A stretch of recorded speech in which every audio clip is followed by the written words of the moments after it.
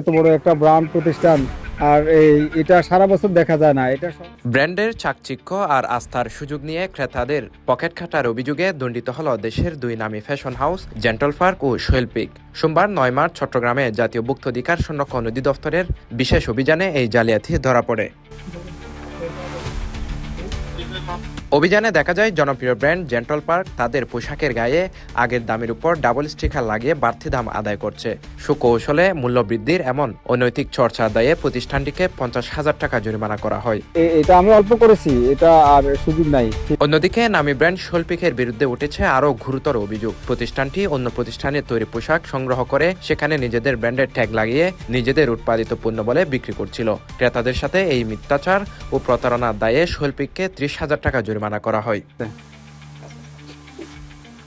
একই অভিযানে নিষিদ্ধ ও অননুমোদিত প্রসাধনী বিক্রির দায়ে ইন্টারলিক কসমেটিককে ৫,০০০ টাকা এবং একই অপরাধে আরবি কালেকশন নামে আরেকটি প্রতিষ্ঠানকে ৫,০০০ টাকা জরিমানা করা হয়।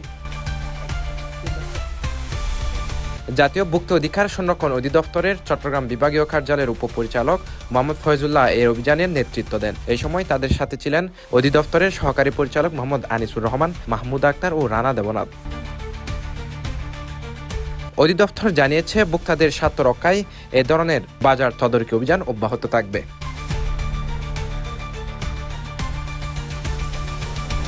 CTG post, Chittagong.